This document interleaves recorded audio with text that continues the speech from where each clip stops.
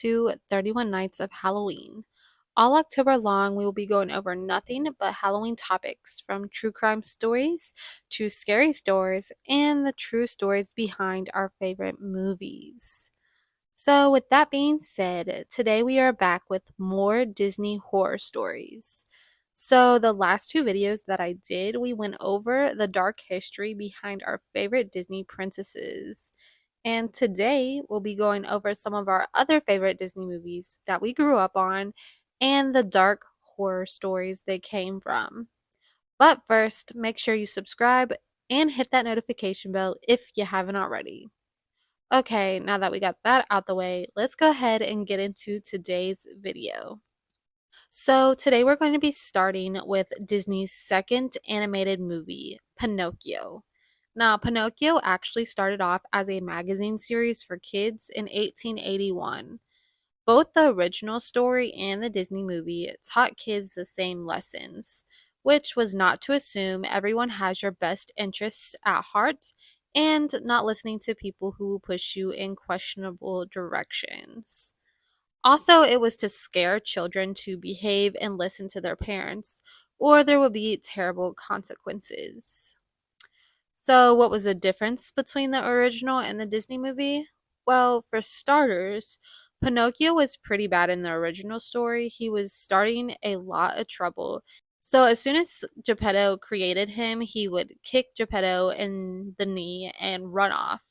Then he told the police that Geppetto had been hurting him, which got Geppetto arrested. Then there was a talking cricket in the original story, and he tried to warn Pinocchio about his bad behavior.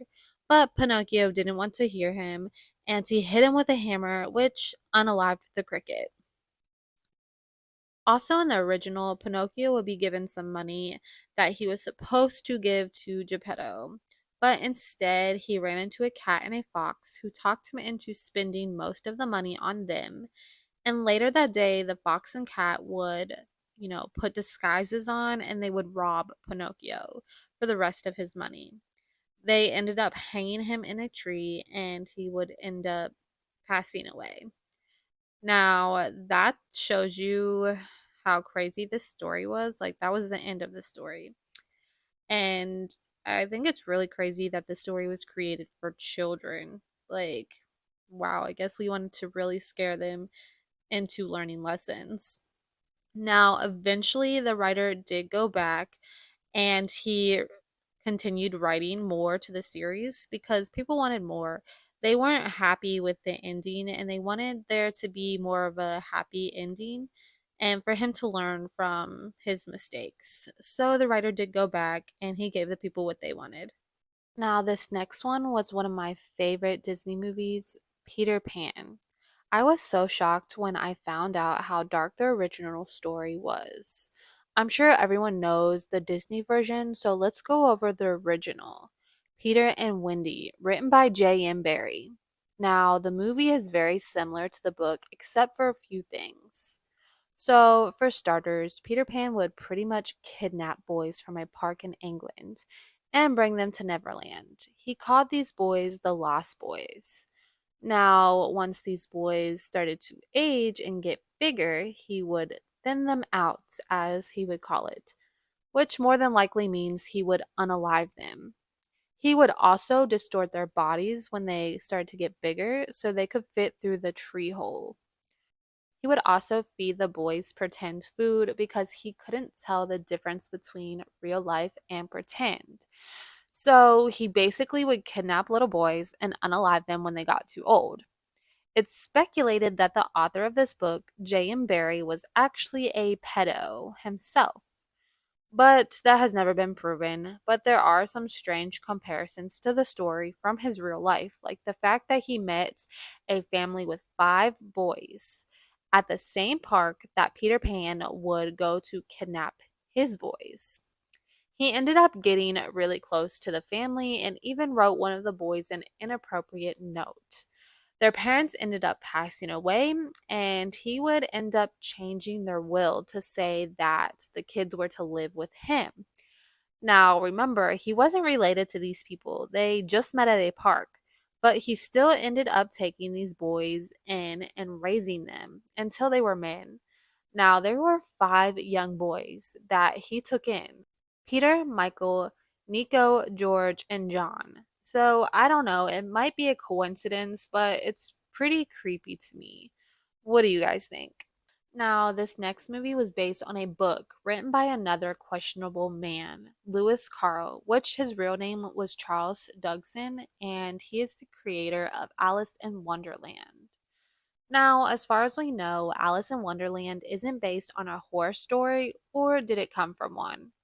So, we will just be talking about the author today and his creepy behaviors.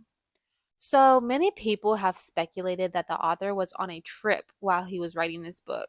But in all actuality, he literally just made this story up on a whim. The story's characters are actually based on real people that he knew. The main character was based on a little girl named Allison that he was obsessed with. Now, this is where all the creepy stuff starts. He was pretty much famous for taking pictures of little girls.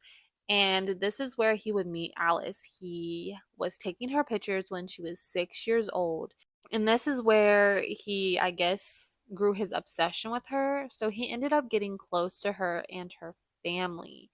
So from there, the family would always reach out to him to take pictures of her, and they would let him pretty much hang out with Allison. They would let him take pictures of her alone. They would let him take her on trips. She went on boat trips. And this is actually where he came up with the story.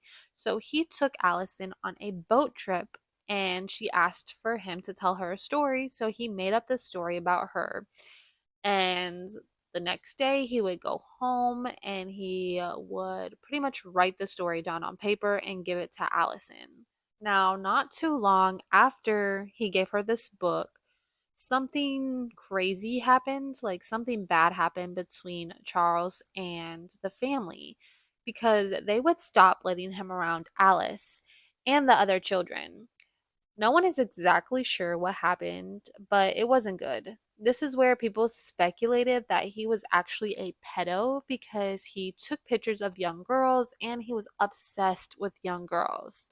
And some of the pictures were pretty disturbing as well. Like some of them didn't always have all their clothes on and things of that sort. He even would end up writing Alice a letter saying that he loved her form, which is crazy. Like, who says that to a little girl? So that's pretty much the backstory and the inspiration to the movie.